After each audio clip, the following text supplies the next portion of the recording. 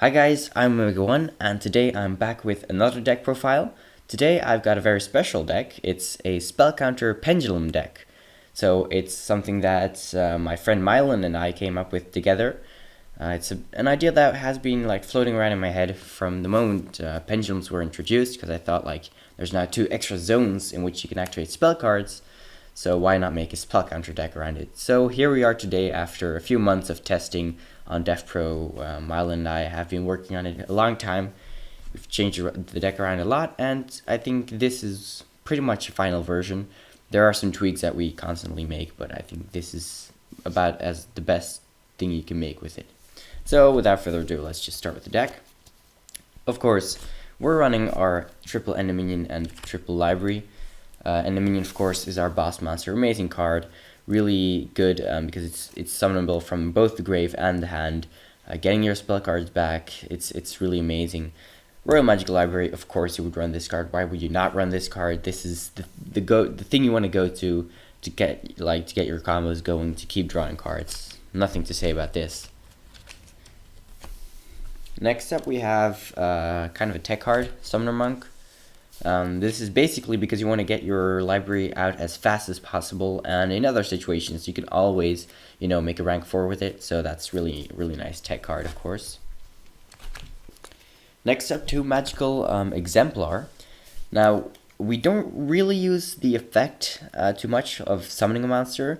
You could summon, we do use it to summon library from the graveyard or something, but usually just if you have nothing else, you can just summon it and keep racking up spell counters, because it gets 2 spell counters per spell activated. And when it dies, it gives all of its counters to your citadel. So you can easily rack up 16 counters on your citadel, and it's an amazing card.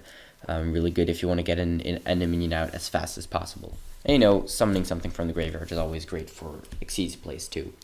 So now we get to the more interesting part. We get to our Pendulum engine. So Milan and I, we tried out a lot of pendulum cards until one of us, I don't know who it was anymore, but one of us came up with the idea of using ignites. Now the reason ignites are good in this deck, well, generally pendulums are good because, as I said, you can activate spell cards. They give spell counters. They're also monsters themselves.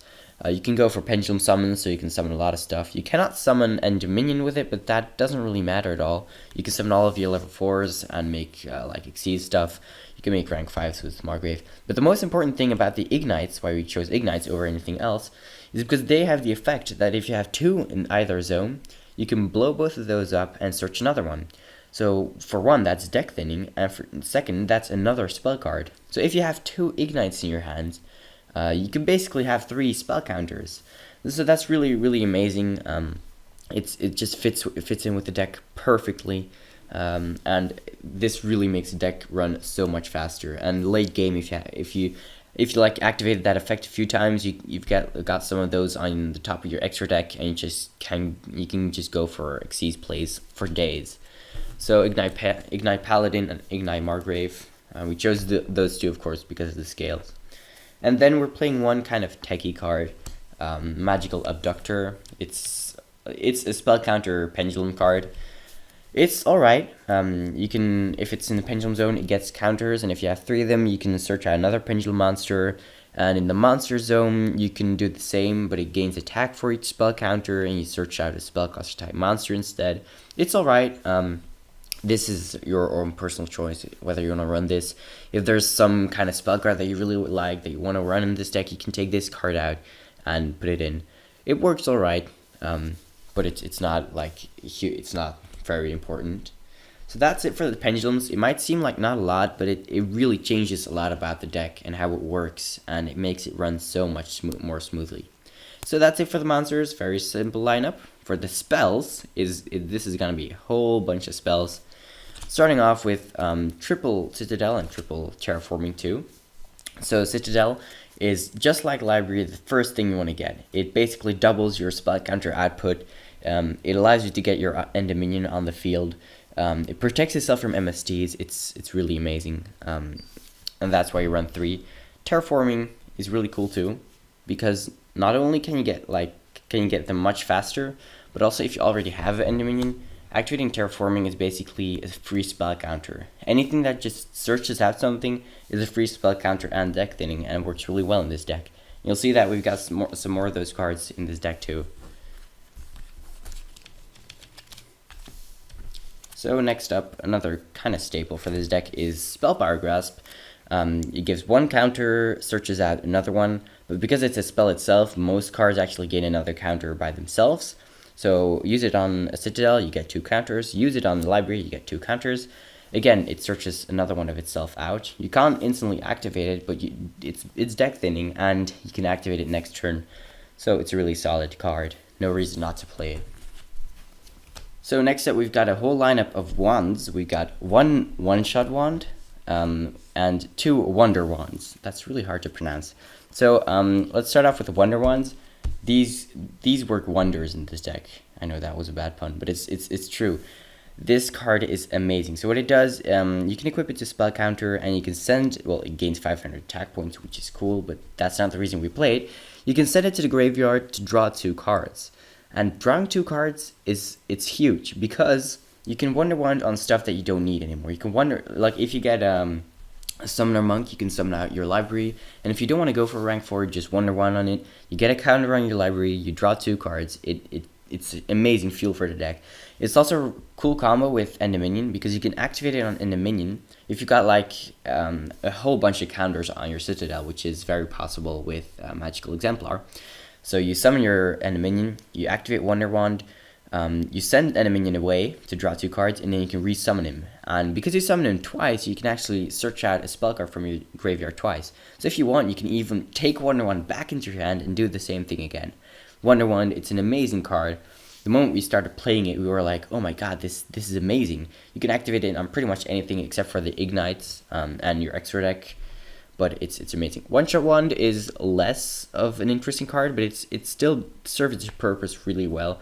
So it gives an attack boost of 800, and when the equipped monster is attacked or attacks, you can destroy it after damage calculation and draw a card. It's just a free spell counter you get there, and an attack boost to get some of your monsters just up to attack to take some stuff down. Really simple, really nice. Next up, an extremely important card for this deck, Swords of Revealing Light. This card is extremely important. Basically, the field you want to have is Citadel, Library, and Swords of Revealing Lights if you don't get an minion on the field. And even then, Swords is amazing. You want to protect your monsters. It's going to take a while sometimes to get your minion on the field if you don't draw it instantly or anything to get it instantly. And Swords of Revealing Light is amazing. Again, it combos well with minion because you can take it back into your hand and reactivate it.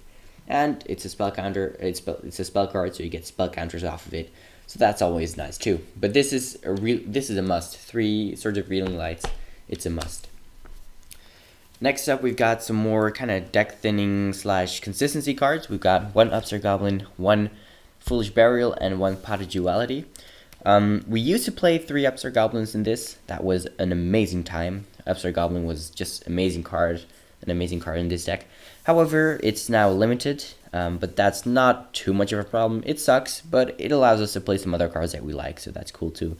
Foolish Burial is mainly there to send an minion to your graveyard because it can be summoned from the graveyard. Plus, it's deck thinning and it's a spell counter, so that's all bonuses.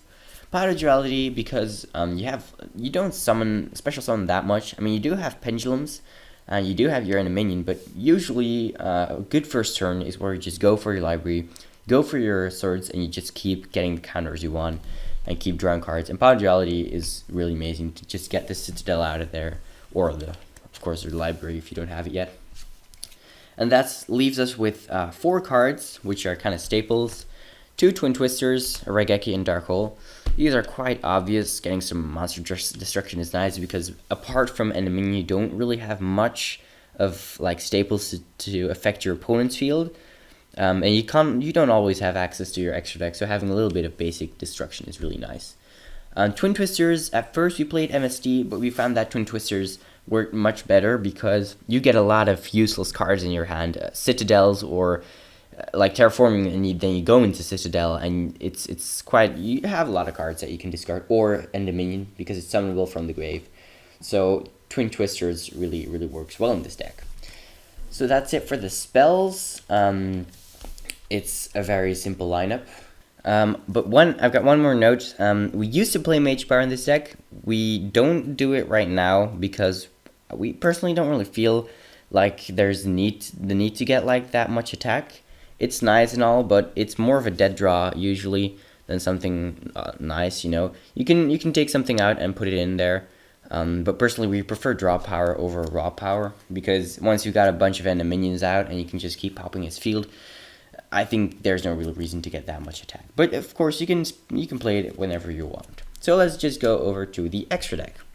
The extra deck is quite simple. We're playing just a whole bunch of rank 4s. 1/1, 2 castles. 2 castles is always better than 1. You summon it more than once usually. Xyz Dragon if you want to get some nice attack. Emerald works wonders in this deck, getting extra draws out there and reshuffling some cards that you lost. Roach, an extremely underrated card in this format. I mean, you can lock people out a lot, especially some pendulum decks and stuff. Black Ship of Corn, Abyss Dweller, Gaga Cowboy, basic stuff. Diamond Direwolf, Maestroke, and then that's it for the rank 4s. It's a very basic lineup, but there's some useful cards in there. Dagus Emerald is a really nice one, but you know, that's pretty basic. And this end off, we got 2 cards. Tyrus, because you play, I think, is it Margrave?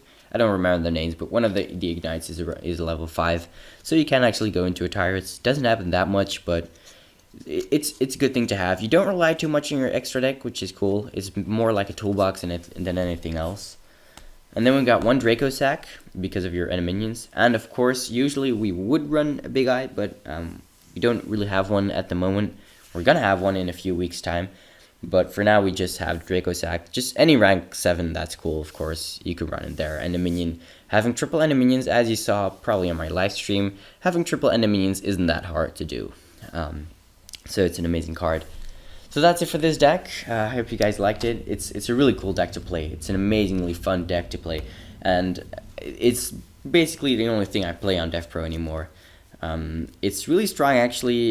It's got a good surprise factor. The only problem with it is if you play it on devpro, people just rage quit a lot because you just keep drawing cards and stuff, so that's pretty funny. But it's a really good deck, really fun to play, seriously underrated and stuff. And you know, using some new cards is cool too. This was the deck that Milan and I created. I hope you guys liked it. If you have any suggestions or questions, you can always ask it. But that's it for now.